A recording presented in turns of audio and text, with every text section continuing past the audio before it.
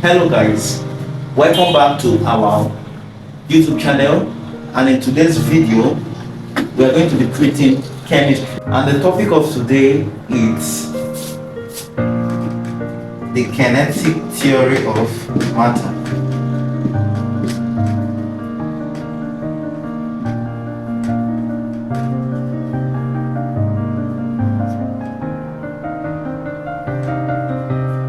And this is inclusive in your 2024 JAMB syllabus. So what is matter? We know that matter is anything that have mass and occupies what? Space.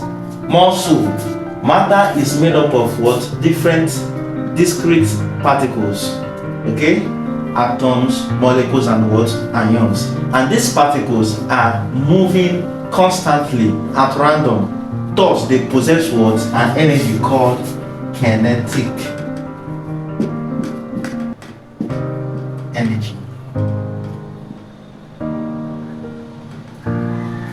energy. A kinetic energy is the energy possessed by a particle or a body in motion. So because the particles of matter are in constant motion, they possess kinetic energy. So let's consider the different states of what? Matter.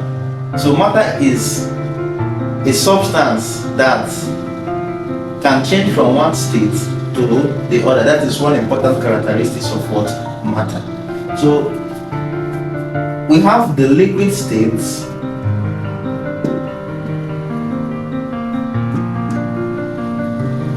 we have the solid states,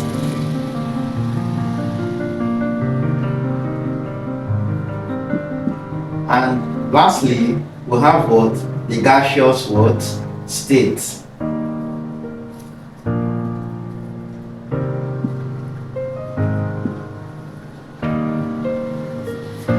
Example of a substance that can go through these different states is what? Water.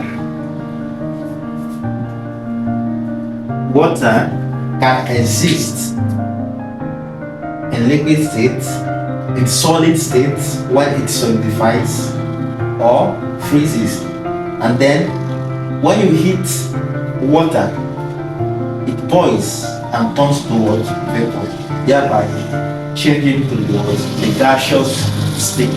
These are the various states of what? Matter. So let's look at the various properties of the different states of what? Matter. The solid state.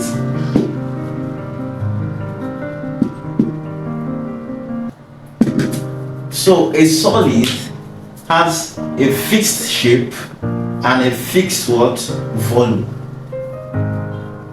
And a solid cannot be what? Compressed.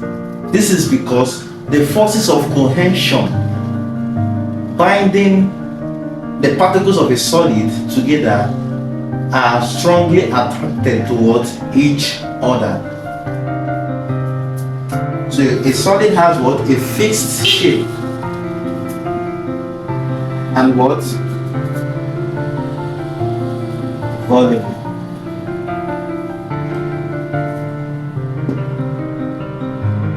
It cannot be compressed.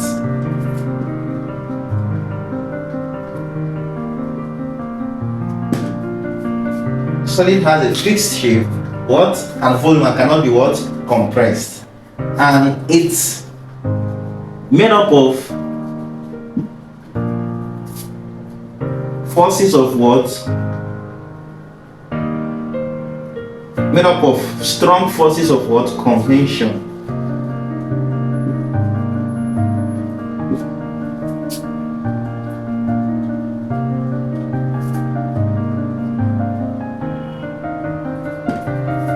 Binding the particles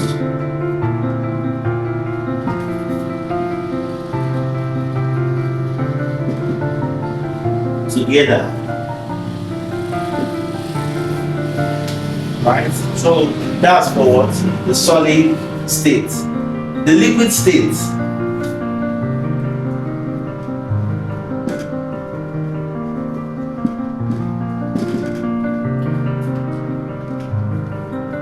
A liquid has what?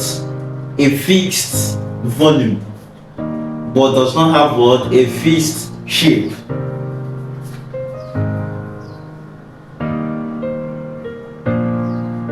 It has a fixed what? Volume with no fixed what?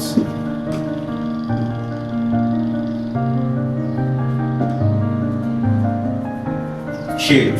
It assumes the shape of any given container you give to it, and also a liquid cannot be what? Compressed. Is what? Incompressible. Then lastly,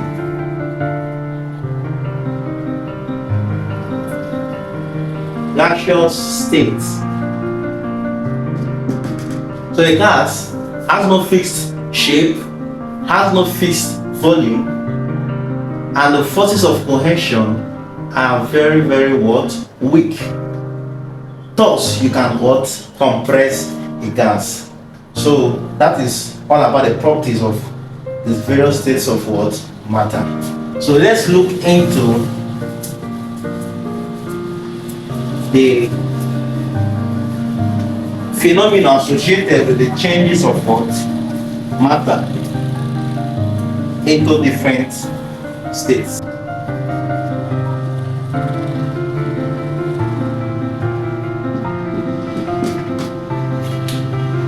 So let's look at the change of state. Okay, under change of states, we look at melting points. So in melting points, when a solid is being heated, remember a solid is being held together by strong forces of what? Cohesion. Equivalent forces holding the particles what?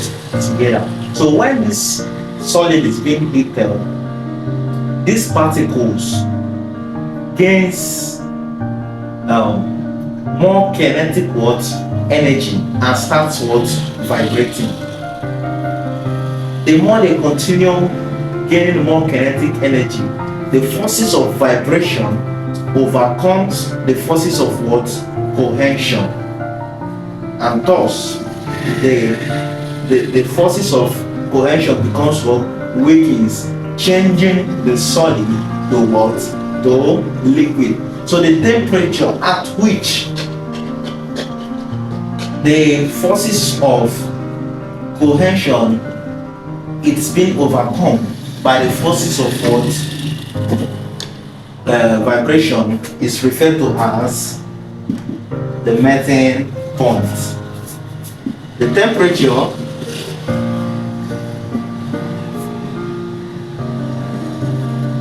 at which the forces of the strong forces of what? Cohesion overcomes the strong forces of cohesion. It's being overcome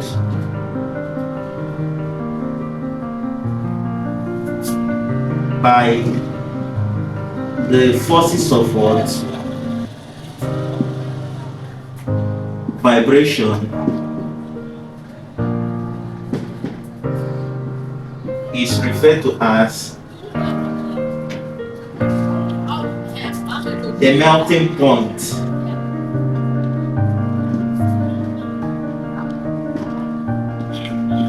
The melting point of the solid. So this is basically what the melting point is what's all about.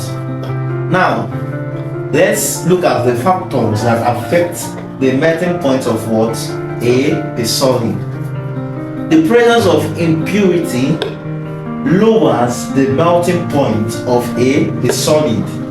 So the presence of impurity in the crystal of a solid will cause the solid to what? Liquefy gradually, slowly, Thus, this means that the melting point of the solid is being what? Reduced. Right? The temperature at which the solid melts is being what? Reduced. It lowers the melting point of what?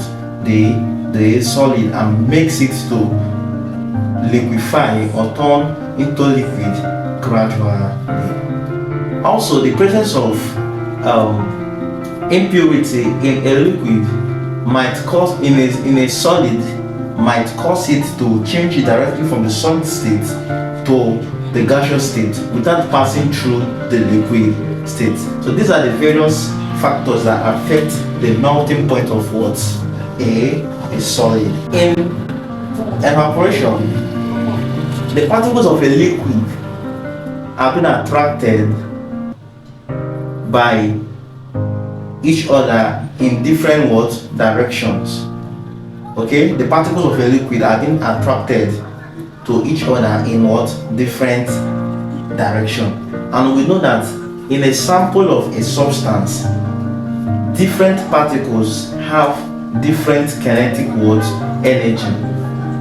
Some of the particles tend to have more kinetic energy than the other. So these particles with high kinetic energy tend to escape from what? The surface of what? The liquid. Okay? They tend to escape from the surface of what? The liquid. And let me tell you, the rate of evaporation rather occurs at any given what? Temperature. Evaporation occurs at any given what? Temperature. But the rate of evaporation increases with increase in temperature. I don't know if you understand this. Any given temperature, whether room temperature, the time evaporation takes place, but it increases. The rate of evaporation increases with increase in what? In temperature. When the temperature increases, the average kinetic energy of the molecules, the particles of the liquid, also what? Increases, and thus this leads to what? Increase in evaporation. And now, evaporation, the rate of increase in evaporation is very high in what? Covalent, is very high in covalent what? Substances than in electrovalent what? Substances. Why? Because in electrovalent substances, the forces of cohesion are very what? Strongly attracted to what? Each other, preventing the particles from what? Escaping. But in the covalent substance, the forces of attraction are very what? Minimal and weak. So the particle can easily break out and what? Go away to the space. So this is very important for you to take note and also understand. The forces of cohesion determine the rate of evaporation of what? A substance, and the nature of the substance also what? Determine the rate of what? Evaporation. So hence, two factors determine the rate of what? Evaporation. One, the forces binding the substance. Here, it's what? A liquid what? Substance. And two, the nature of what? The substance.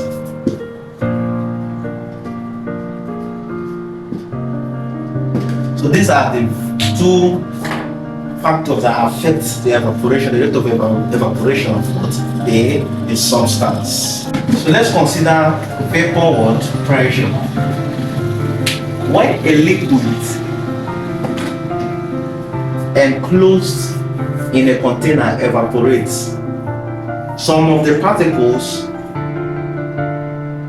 evaporates into a space above what? The liquid. Like this is the container, right? And this is the liquid. The container is enclosed here, right? some of these particles evaporate on heating to the space of what? This space here. The particles what evaporate to this what? Space there. And as the particle is evaporating, you find out that they collide with one another, and also with the walls of what? This container. So a pressure is being exerted as they collide with one another and with the walls of what? The container. That pressure is called vapor pressure. Vapor pressure. The vapor is the pressure exerted when the particles of a liquid collide with one another and with the walls of the container. Is referred to as what? The vapor pressure. So now, as the vapor pressure continues increasing, some of the particles of the liquid hits the walls of the container or with one another and returns to the what? The surface of what? The liquid, and hits the surface and enters back into what? The liquid. So in this closed system, two forces are what? Interacting with one another. Vapor pressure and what? The force of what? Condensation. The force of what? Condensation. That is the two forces acting. So the process of this, some of the particles entering back into the liquid medium is referred to as what? Condensation. So now, let me tell you something. As the vapor pressure keeps increasing, the rate of what? Condensation also what? Increase. A decrease of what? Vapor pressure also causes a decrease in the rate of what? Condensation. Now, the vapor pressure keeps increasing until a point in which the amount of vapor pressure exerted by the particles equals to the amount of particles entering back into the liquid, right? The vapor pressure increasing until what? A point is met. At that point or that temperature, the amount of vapor pressure exerted by the particles in this system equals the amount of what? Particles entering what? Into the liquid. At this point, the amount of particles evaporating is at equilibrium to the amount of particles condensing into what?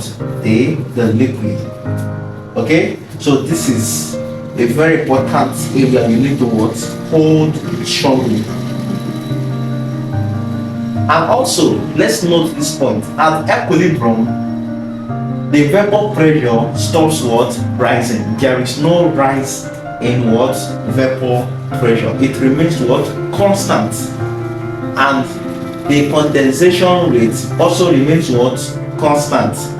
I asked us this question on the WhatsApp platform, that at equilibrium, can the vapor pressure rise? And most of you are getting it wrong. So this is the answer to the question. When an equilibrium is being met between the particles evaporating and the particles condensing into the liquid, vapor pressure ceases to what? Rise. It becomes what? Constant. Anytime you hear about equilibrium, it means what? A constant. There is no change. There is no going up. There is no going what? Down. It is just the same way it is. That is what equilibrium simply is. And when the vapor pressure stops rising, it is now called the saturated vapor pressure. Saturated vapor pressure. It is the pressure, the vapor pressure, when the amount of substance evaporating from the liquid equals the amount of substance condensing into the liquid. Thus, you can see that saturated vapor pressure is the vapor pressure at the point of what? Equilibrium between evaporating particles and what? Condensing particles. The vapor pressure when the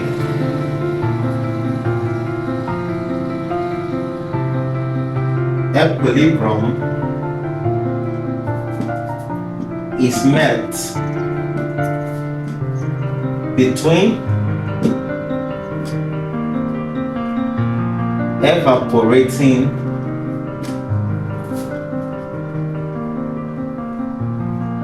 particles and condensing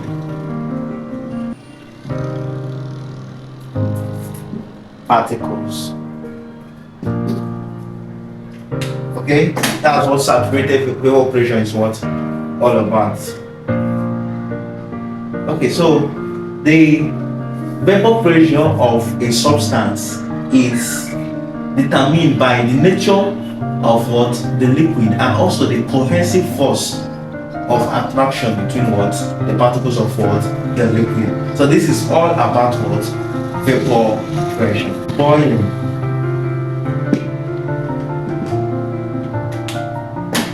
When a liquid is being heated, the rate of evaporation what? Increases. As the evaporation increases, the saturated vapor pressure what? Also increases. So the saturated vapor pressure keep increasing until a point is being met when the saturated vapor pressure equals atmospheric what? Pressure.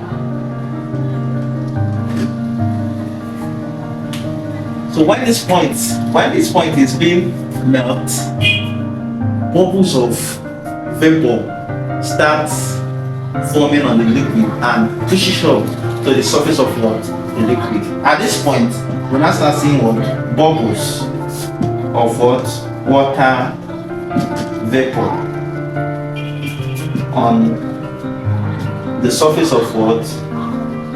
The liquid. And at this point, the water is said to be what? Boiling. So the boiling point is the point in which the saturated vapor pressure equals the prevailing atmospheric what? Pressure of what? A liquid. I believe we understand this. Invariably, so we can see that if the atmospheric pressure decreases, the boiling point also what? Decreases. If the vapor atmospheric pressure increases, the boiling point what? Also increases. So thus we can say that the atmospheric pressure determines the increase or decrease of the boiling point of what? A liquid. And also let's also note, when there is an impurity in a liquid, it increases the boiling point of what? The liquid.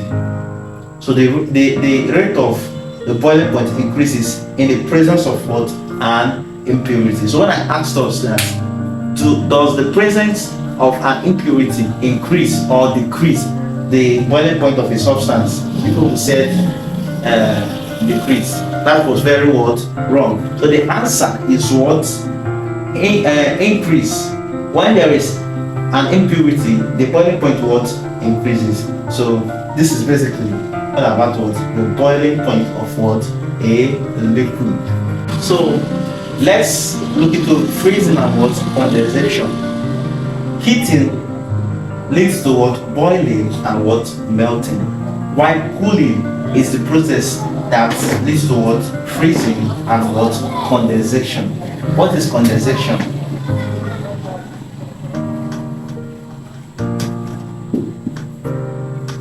Condensation is a process. The process in which a vapor loses its kinetic energy to a colder body and on to liquid. For instance, when you get a blocked bottled water from your refrigerator and place it on top of a table or any base, you start seeing what?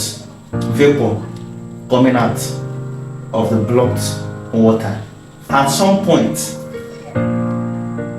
for like 30 seconds to a minute, you also start seeing water on the body of the bottled water. The process going on is what? Condensation.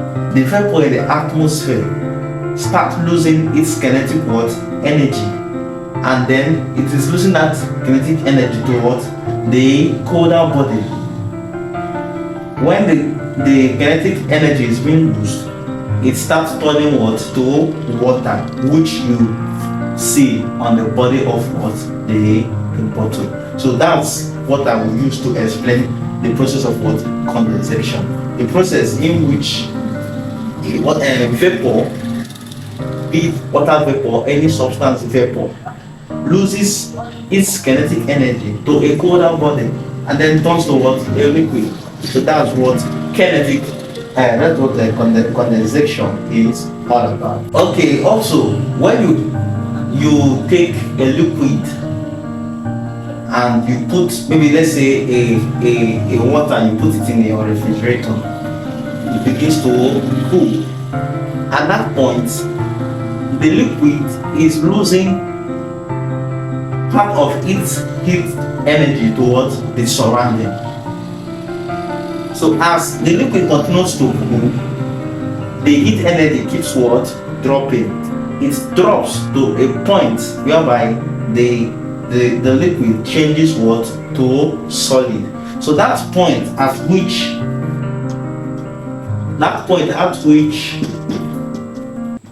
the liquid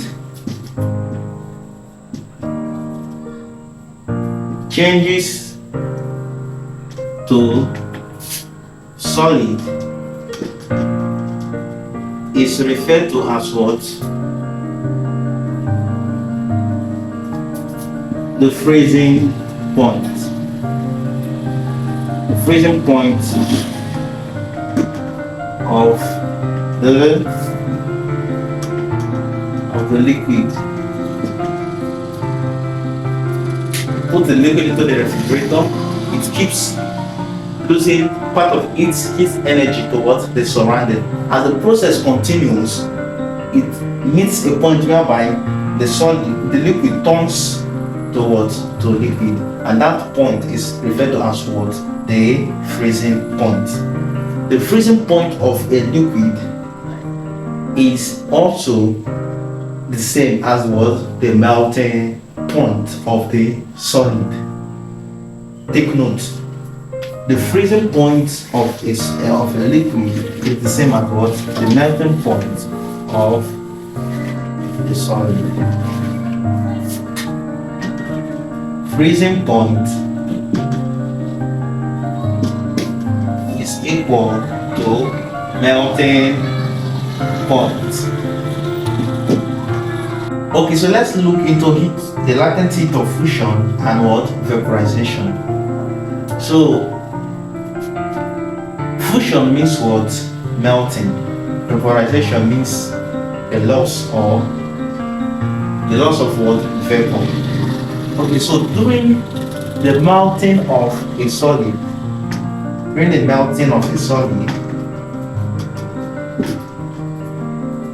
there is no rise in temperature recorded. And this may sound so complicated because before a solid starts melting, there is a reasonable amount of heat applied before it starts what? Melting. And you know that temperature is the measure of the degree of what? Hotness, which is the heat applied. So the reason why we said during melting there is no rise in temperature recorded is because the heat applied is performing just one special function of what is enabling the forces of cohesion holding the particles of what? The liquid. Holding the particles of what? The liquid. So at this point, if you use a thermometer to measure the temperature, there will be no reading because it's not rising the temperature of the system. It's just used to destroy the forces of what? Cohesion, so that the solid can change to what? Liquid. Okay, so that's temperature required to disable the forces of cohesion during melting is referred to as what? The latent heat of what? Fusion. And each solid has its own latent heat of what? Fusion. And the latent heat of fusion depends on the nature of the solid in question. Also, the latent heat of vaporization, when a liquid starts boiling, the amount of heat required to weaken the forces of what? Cohesion holding the liquid is what is referred to as what? The latent heat of what? Vaporization. The amount of heat required to soften, weaken the forces of cohesion of the liquid so that it can what? Vaporize is what is being referred to as what? Latent heat of what? Vaporization.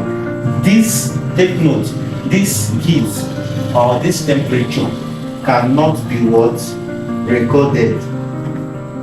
It cannot be recorded or read by a thermometer. Cannot be recorded or read by what? A thermometer. Alright guys, this is the end of the lecture today. I hope you understood something. If you have any question, ask on the comment section. Make sure you share this video, like and share to your friends so that they can also benefit from the class. See you in our next video.